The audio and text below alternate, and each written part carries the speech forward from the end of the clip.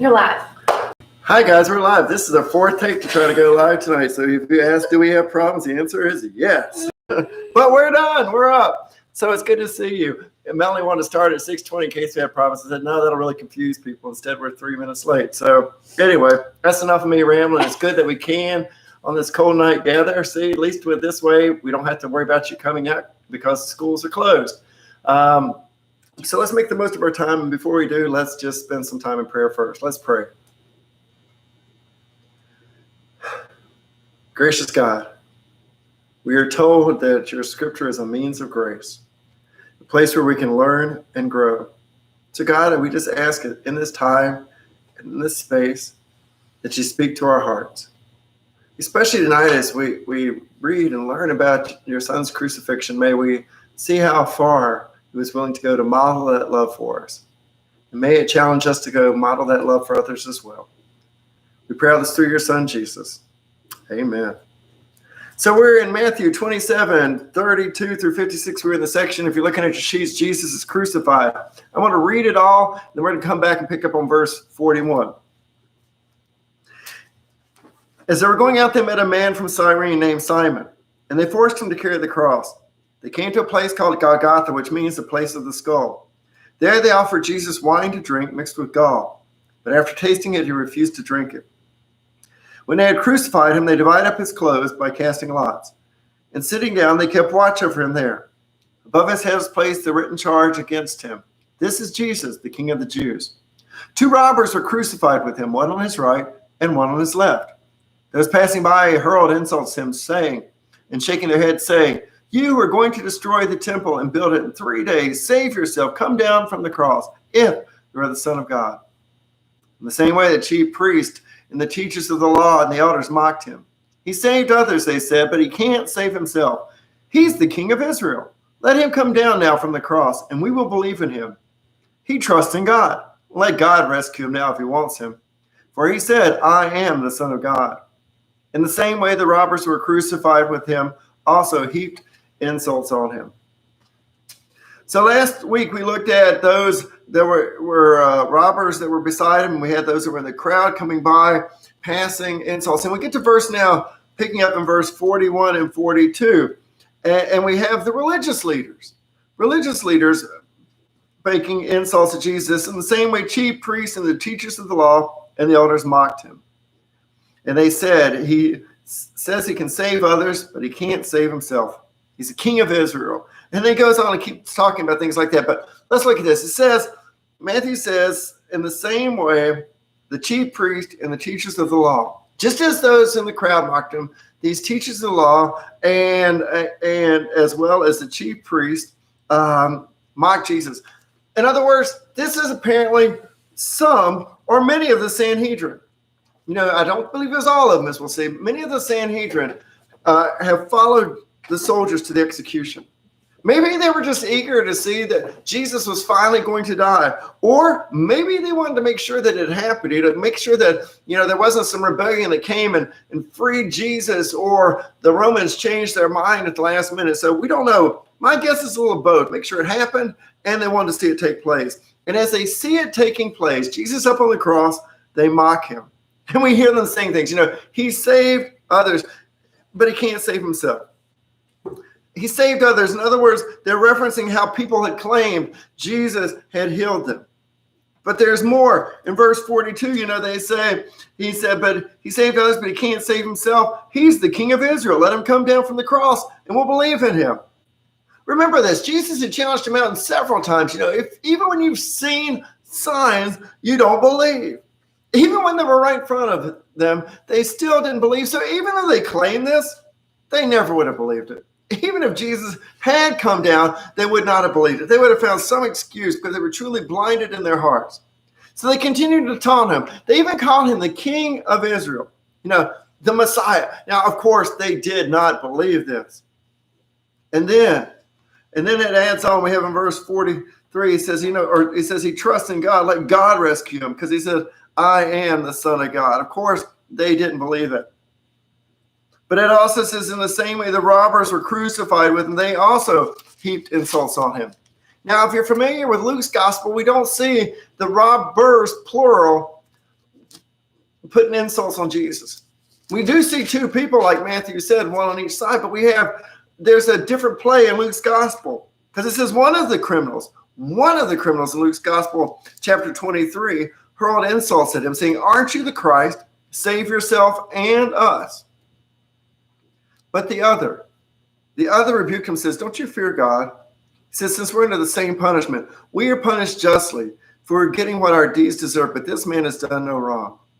And they said, "Jesus, remember me when you come into your kingdom." And Jesus said, "I tell you the truth, truly today you will be with me in paradise." So we have Jesus on the cross, Jesus being crucified, Jesus being taunted by the religious leaders, the crowd, and at least one of the robbers. So picking up.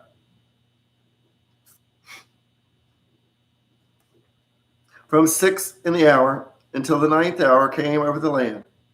About 9th hour, Jesus cried out in a loud voice, "Eloi, Eloi, lama sabachthani," which means, my God, why have you forsaken me?"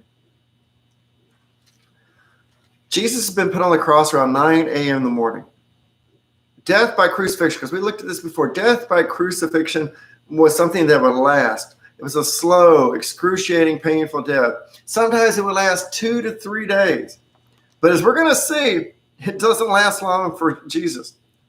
So Matthew is giving us timelines. He's also letting us know that it was a quick death. He's letting us know that Jesus is in control to the end, fully conscious, as we're going to see, till the end. And we're seeing some freaky stuff happening. Because we see, while this is happening, at the 9th hour, Jesus cries out in a loud voice. And then we also have, it says that while the 9th hour, darkness came over the whole land. The 9th hour, darkness came over the whole land. It's now noon. And as pointed out, it's not just 3 hours have passed, it's noon. It should be the brightest time of the day. But darkness is occurring. Matthew, Mark, Luke, they all mention that darkness is occurring. Now, some scholars can say, well, it must be an eclipse. But I'm thinking if they know the Jewish history well, or they know anything about the Passover, they can't be the case, because Passover is based around a full moon. If there's a full moon, an eclipse isn't possible. See, Matthew's letting us know there's a lot of cosmic events taking place. We're going to see an earthquake in a few seconds in verse 51, and we're going to see an earthquake again at the resurrection. So we have these cosmic events taking place, and Jesus cries out at that same time in a loud voice, "Eloi, Eloi, lama sabachthani," which means, my God, why have you forsaken me?" Now, when he asks this question, "Why have you forsaken me?" Jesus is not asking this in a surprise or in despair. He's basically quoting the Psalms. Let's go to Psalm 22 for a second. I'm not going to read all of it because it's a fairly long psalm. But if you go to the left with me to Psalm 22, I want to read the first 4 verses. Oops, I went to Job. Too far.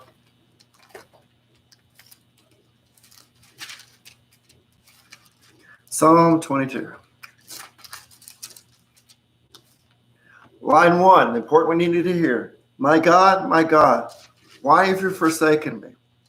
Why are you so far from saving me? So far from the words of my groaning. Oh my God, I cry out to you day by day, but you do not answer by night, and am not silent. Yet you are enthroned as the Holy One. You are the praise of Israel. In your fathers they put their trust. They trusted, and you delivered them. They cried out, and they were saved. They trusted, and they were not disappointed. So this is not a cry in despair.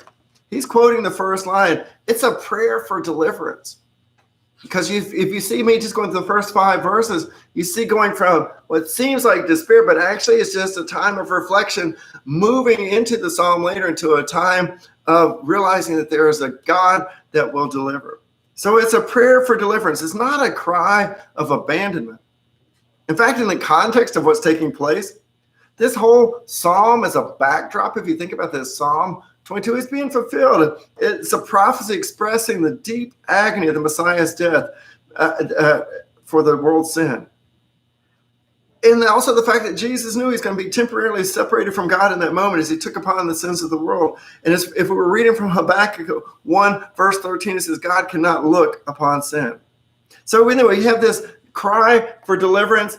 And in that moment, we hear some standing by, and they think he's calling out for Elijah. When some of them hear him saying this, when he says, Eloi, Eloi, elama sabachthani, they think that he's crying out for Elijah. And they're thinking, well, why?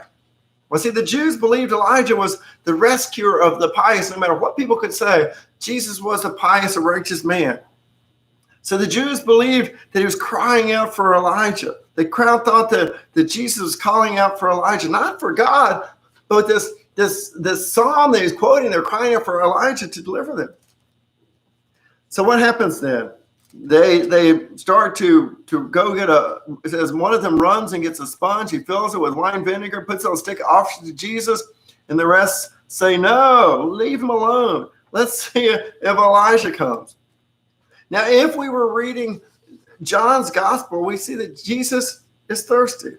And in response to it, in John's gospel, a man soaks a sponge with sour wine. Not the same drug wine we read earlier in this chapter, but it's probably some of the wine that perhaps even the soldiers drank. And so this man was either acting in kindness or he's just mocking Jesus. We don't know. Either way, the crowd resumes their talk and say, no, don't give us on a drink. Let's just see if Elijah actually would come. But that's not the case. Because what happens? Verse 50, and when Jesus had cried out again in a loud voice, he gave up his spirit. Wow, it's only 6 hours. And Jesus is dead instead of days. 6 hours. Matthew says here he yielded or gave up his spirit. Mark's gospel said he breathed his last breath. And if we were reading John's gospel, what would he say? He'd say, it is finished. Either way, he's dead. And the truth is, it is finished. Again, instead of 2 to 3 days, 6 hours, 3 in the afternoon, it's done. Jesus did not die the normal death of a crucified person, one that would merely breathe their last breath. Usually crucifixion would cause a person to lapse into a coma from extreme exhaustion. But this is a picture of Jesus completely conscious until the end. And he gives up his spirit. He claims, in John's gospel, it is finished. It's a picture showing he's in complete control. And it says once it is finished, once he dies, it's at that moment in verse 51, the curtain of the temple was torn in two I love this image, from top to bottom. And the earth shook and the rock split. Again, it's the image of the supernatural. It's an earthquake. The curtain of the holies holies, a place that only the high priest could enter one day a year for asking for forgiveness for the sins of the people. It's an image being ripped from the top to the bottom. As that which has separated the people from God had been made open. It's a picture that, for me at least, that there's now free access to God, a complete change in God's covenant. As now Jesus was the new temple. Jesus was all the access we needed. We no longer, as we see in Hebrews, which many of you did for me for about a year, no longer would you need a high priest to go before God. We could do it on our own. Now, some are going to say, well, no, it may have been another temple. Another curtain perhaps, but to me, no, it's the image that we now have free access to God. So there's this earthquake. The curtain is torn. Excuse me. In verse 52 and 53, it says, the tombs broke open and the bodies of many holy people who had died were raised to life. They came out of the tombs. And after Jesus' resurrection, they went into the holy city and appeared to many people. It's like a picture of a bad zombie apocalypse. I mean, that's not what your commentary is going to see, but that's what I picture here. It's the image of people coming back to life. It reveals the power of death had been broken. Now, some are going to say this is literally what took place that day. Some would say it's just an image, is that they had now entered their last days. Because remember, the Pharisees truly did believe in a resurrection. Some say it's Matthew's interpretation of what could have happened. I don't know. I wasn't there, whether it was literal or giving us a glimpse of what's going to happen. Either way, something phenomenal is happening. And that's what Matthew's trying to let us see. Something happened special as Christ, the Son of God, had died. And even if the Jews couldn't recognize it, a centurion, a Gentile, does. Because it says, when the centurion and those with him regarding Jesus saw the earthquake and all that had happened, they were terrified and exclaimed, surely he was the Son of God. A centurion, a person of rank, one of the company soldiers, knew something was different about Jesus. I mean, there's a lot of difference about Jesus. If we were doing Luke's gospel, you've got him saying, Father, forgive them, for they know not what they're doing. You don't see someone that's angry or cursing. Something's different about this Jesus. He's asking for forgiveness for those that are persecuted. There's something different about this Jesus. He died quickly. There's something different about this Jesus. He was in control to the end. There's something different about this Jesus because all this supernatural stuff had taken place. So this Gentile, this centurion, he sees something that these Jewish leaders failed to see. This centurion saw and proclaimed, surely he was the Son of God. Go on, let's read 55, 56. Many women were there watching him from a distance. They had followed Jesus from Galilee to care for his needs. Among them was Mary Magdalene, Mary the mother of James and Joseph, and the mother of Zebedee's sons. There were many people at the cross who come to mock and taunt Jesus, like the religious leaders. But there were some that were faithful. Among the disciples, 10 of them are gone. We don't even know where they are. If we're studying John's gospel, we see John because John's standing by Jesus' mother. Matthew doesn't mention Jesus' mother here, but Matthew does mention the others. He mentions Mary Magdalene. Matthew mentions Mary, the mother of James and Joseph, or some Bibles say James and Joseph. These would be people at least the members of Matthew's early Christian community would have known. We don't know, but they would have known who Matthew's referencing. And then we also have mother of Zebedee, mother of James and John, two of the disciples. So these women were here. I say this because I want you to think about it. So we're going to look at the women several times tonight. These women here, they could do very little. They couldn't speak before the Sanhedrin in Jesus' defense. They couldn't appeal to Pilate for his relief. They couldn't stand against the crowds. They couldn't overpower the Roman guards. But think about it. They could stay by Jesus' side. They could be those friends that were supporting their friend in crisis. When the disciples, they couldn't do this.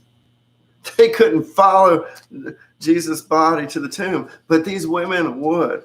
We would also see these women later preparing spices, and we're also going to see these women giving testimony to the resurrection. You see, to the world around, it might seem that their parts were insignificant, but I want you to consider the parts that they truly played. Anything but insignificant. So we go on to the burial of Jesus, verse 57 through 66 in Matthew. It says, as evening approached, there came a rich man from Arimathea named Joseph, who had himself become a disciple of Jesus. Going to Pilate, he asked for Jesus' body, and Pilate ordered that it be given to him. Joseph took the body, wrapped it in clean linen, and placed it in his own new tomb that he cut out of a big rock. He rolled a big stone in front of the entrance to the tomb and went away. Mary Magdalene and the other Mary were sitting there opposite the tomb. The next day, the one after the preparation day, the chief priests and the Pharisees went to Pilate. Sir, they said, we remember that while he was still alive, that this deceiver said, after 3 days, I will rise again. So give the order for the tomb to be made secure until the third day. Otherwise, his disciples may come and steal the body and tell the people he's been raised from the dead. This deception will be worse than the first. Take the guard, Pilate answered. Go make the tomb secure as you know how. So they went and made the tomb secure by putting a seal on the stone and posting the guard.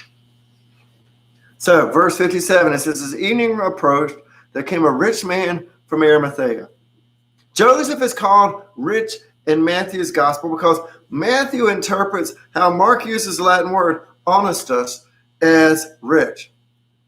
But it can also mean honorable, respectable. Matthew sees it as rich. Either way, as I mentioned before, Mark describes him as a member of the council. Let's go back to Mark's gospel real quick.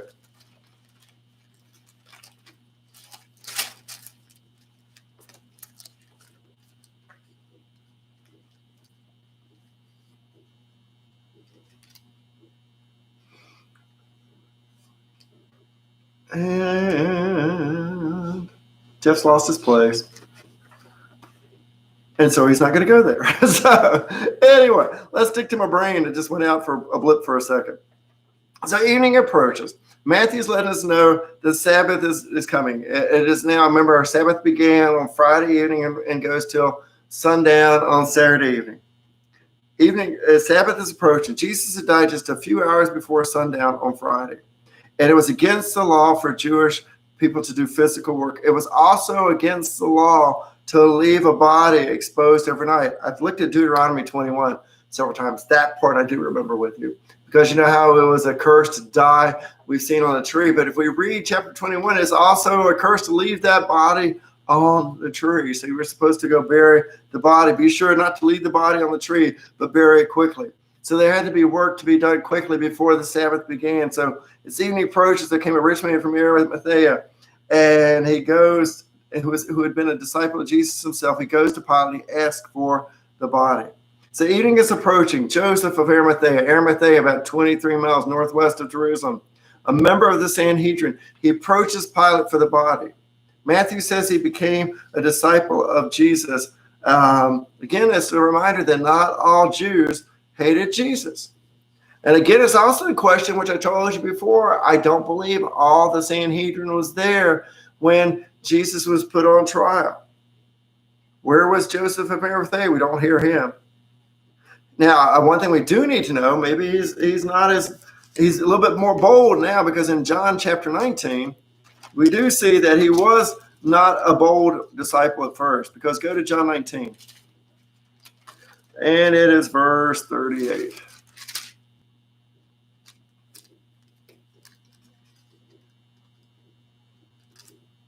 Now, Joseph was a disciple of Jesus, but secretly, because he feared the Jews. This secret, not bold disciple now comes to Pilate, the governor of the land, and he asks for the body. Some think he may have even been at the cross at that time, which is possible. Either way, he didn't want his friend Jesus to lose dignity, to be left on the body. Plus, there could be other ways he could have, up on the cross. The other way he could have lost dignity. Sometimes, it was common for Romans just to leave the body and let it rot, or just take it and throw it into a common grave. So then, think of this. The Romans had taken the body and put it in a common grave. There had been no way to even confirm that Jesus had actually died. Then all those rumors that, maybe the body wasn't really dead could have taken place. So we have Joseph taking this dead body to a tomb to be buried. And it says here that Joseph took the body and wrapped it in a clean linen cloth that he brought, and he carefully takes it and puts it in a new tomb. He cut out a stone. A new tomb, it says in verse 60, had cut out a stone. The new tomb is new in a sense because it's unused.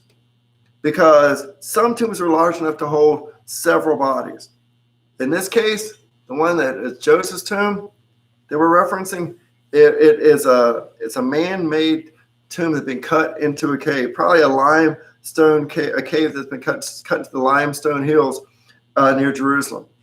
And in John's gospel, we know it's large enough to walk into, because when the women go tell the disciples, we have this image of Peter and John rushing to the tomb, and John peers in, and Peter just walks right in. So we know it was big enough that at least Peter could have walked right in.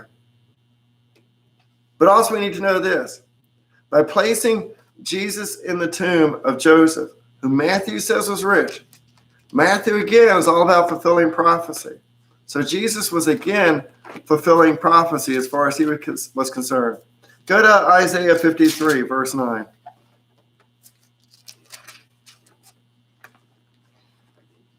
Because Isaiah 53, we've looked at several times so far, it's about the suffering servant, the Messiah.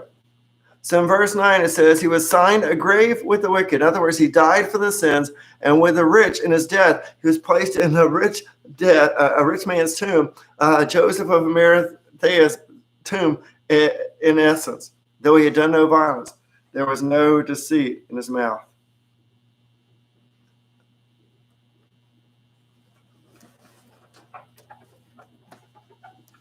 So after the body was laid in, Mary Magdalene, it says in verse 60, and the other Mary were sitting there opposite the tomb. After the body was laid in, this great stone was rolled across it, because there was this wealthy person's tomb that had this groove that sloped down over the doorway, and a stone slab about a yard in diameter would be rolled into it. So it's easy to get the stone in place, but it takes several men to roll it back up out of the tomb.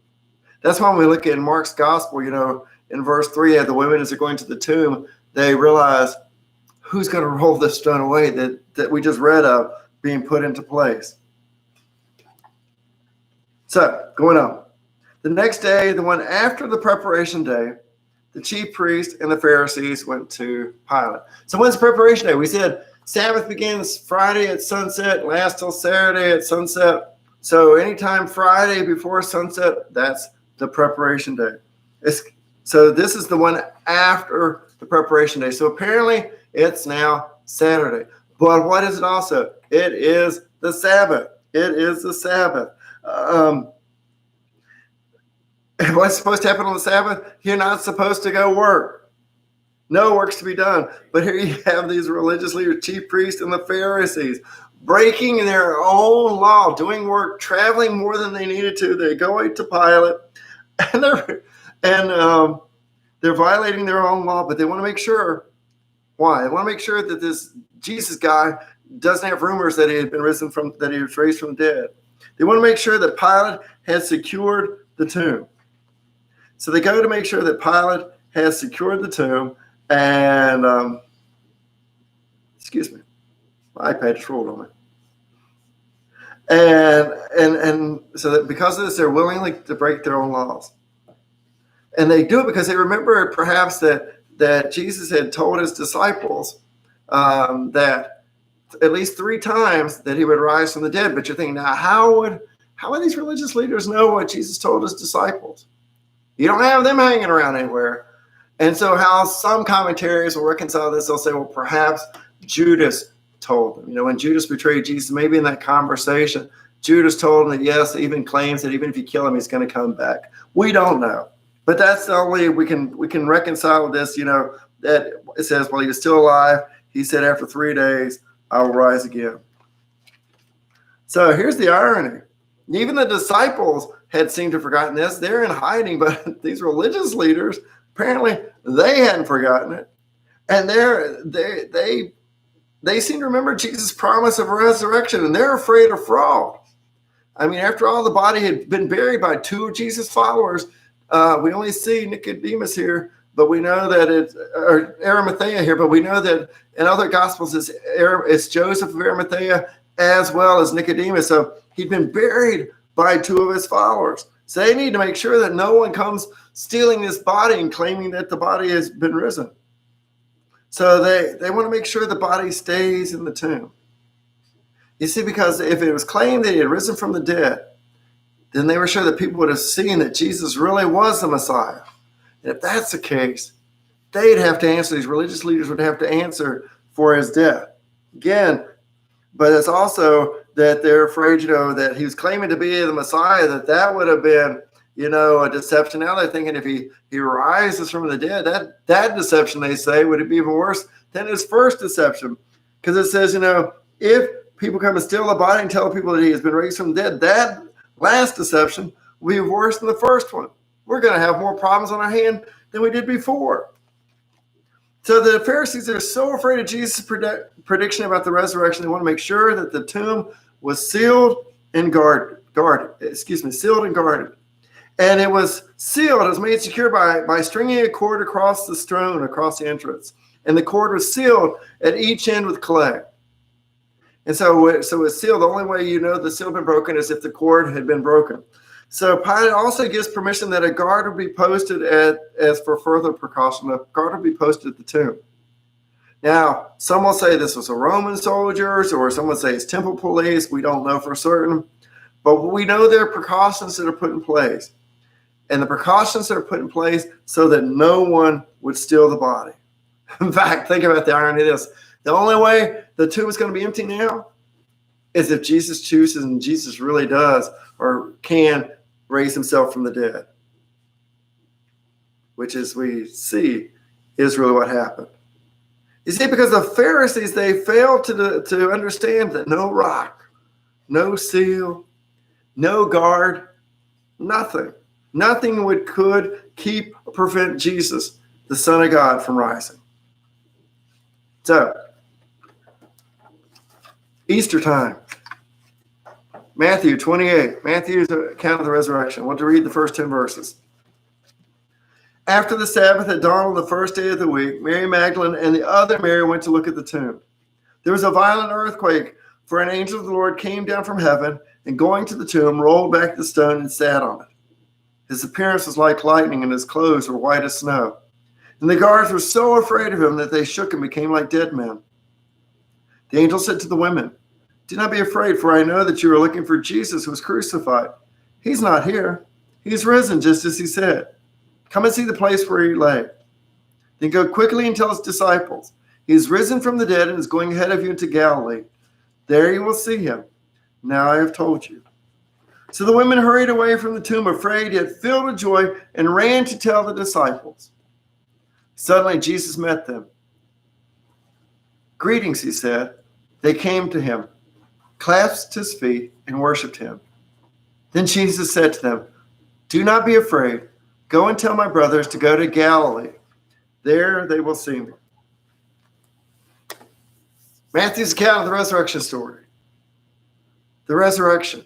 I was just mentoring someone this afternoon, and I reminded him, without Easter, without the resurrection, there is no Christian church. Because for us, the resurrection is everything. The resurrection is the foundation of the church. With Easter, we have everything. Just as Jesus beat death, all of his promises must be true. Without the resurrection, had Jesus not risen, Jesus would have just gotten buried in the pages of some disillusioned rabbi or prophet. We would not even be having this discussion. Again, the good news is this: with the resurrection, he promised he would beat death, and he did. That means all his other promises are true.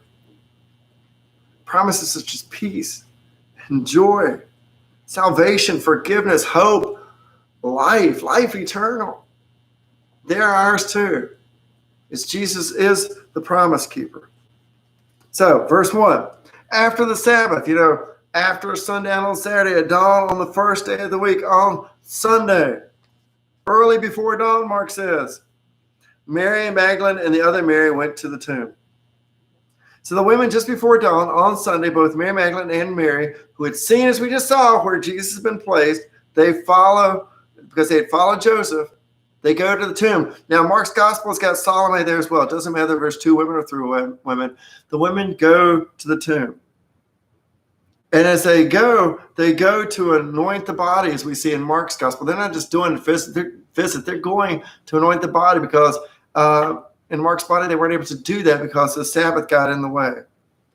But it's the third day. It is the third day, the first day of the week. And you're thinking, well, how's it the third day? Well, Friday would have been the first, Saturday the second, and Jewish Day of Reckoning, Sunday's the third. It's the third day, and they have come to anoint a body. And while they're there, according to Matthew, another supernatural event, not like you haven't seen enough in chapter 27, there's another one. A violent earthquake. And it says there's an angel rolls back the stone. Then there's a violent earthquake, for an angel of the Lord came down from heaven and going to the tomb, rolled back the stone, and he sat on it. His appearance was like lightning. His clothes were white as snow, and the guards were so afraid they became like dead men. In other words, they passed out from fear. The stone was rolled away, it says. The angel sat there, and the stone was rolled away. Now, I want you to hear this. The stone was not rolled away so Jesus could get out. The stone was rolled away so others could see that Jesus wasn't there, that Jesus had risen from the dead. And remember, in Mark 16, we would be looking at their question, who's going to roll the stone away? Here, we want to make sure that the religious leaders will make sure that Jesus didn't get out. So the stone is just giving us evidence that Jesus was no longer there. he had risen. There's this angel that comes, and as we see in this angel whose radiance is like lightning, the glory of heaven shines from within him or them, and it causes the guards to faint, and it causes the women to be afraid. Now, here we have in Mark and Matthew, it says one angel. Luke has got two angels. Does that mean that one of the gospels right and the others are wrong? No, I'm just thinking that here we have is that Matthew and Mark, they just concentrate. There's only one angel speaking. One angel speaking. They see it's different. So they're focusing perhaps on the one who speaks. And so the angel speaks. It says, do not be afraid, for I know you're looking for Jesus, who was crucified. He is not here. He is risen just as he said. The angel assures them.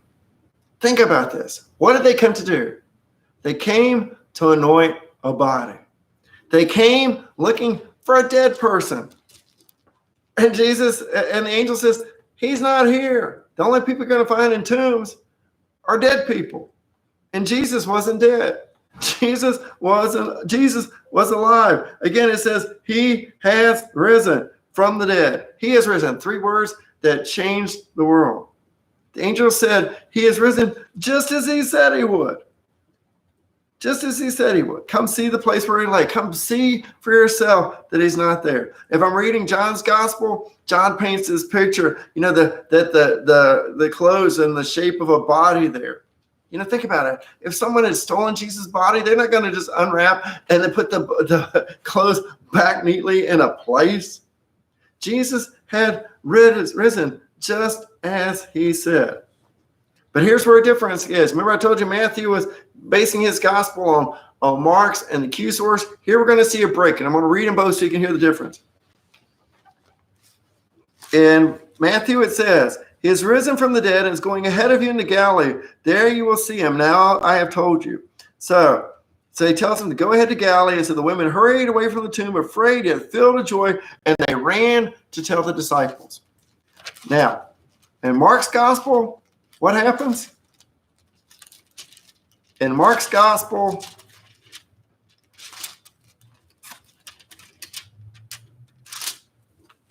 he says he's going ahead of you into Galilee. There you will see him, just as he had told you. And it says, trembling and bewildered, the women went and fled from the tomb, but they said nothing to anyone because they were afraid. Because they were afraid.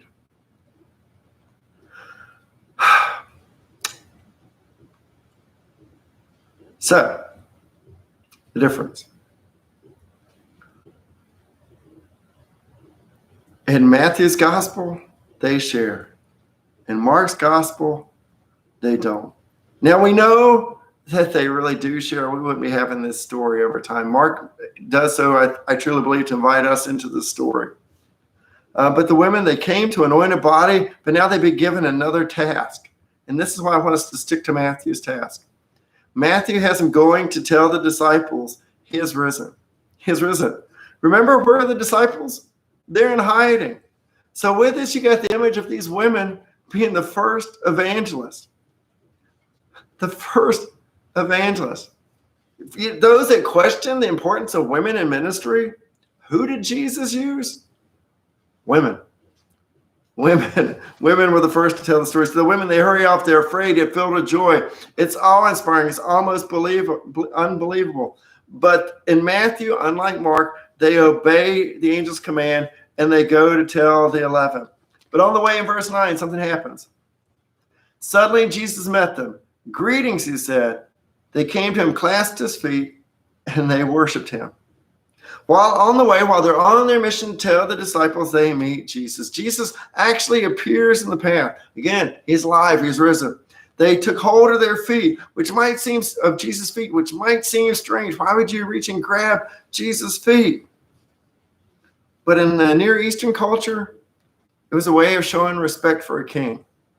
So with this, basically what they're doing, they're worshiping Jesus as their Savior. They're worshiping Jesus as Lord and King. And what does Jesus do after that? Jesus says, do not be afraid. Go tell my brothers to go to Galilee, and there they will see me. And what are Jesus' instructions? The same as the angel. Go tell my brothers, my disciples, go to Galilee. Go to Galilee, guys. You guys have been with me in sermons over the last couple months back in January. Where did Jesus call his first disciples? From Galilee. Go to Galilee, the place where the disciples were called to be fishers of men. Go back to this place where Jesus was now going to remind them of their mission, how their mission to fish had not ended. In fact, their mission to fish was about to get blown wide open beyond what they could imagine. I want to do this 11 through 20 part, but I know in 6 minutes I would just fly right through it. So guys, we're going to pray and you're going to get done 5 minutes early. So let's just pray. God, grant me the serenity to accept the things I cannot change, the courage to change the things that I can, and the wisdom to know the difference. Amen. Enjoy your week. We'll finish at Matthew, and then, guys, we're going to start Luke. So get ready. See you next week.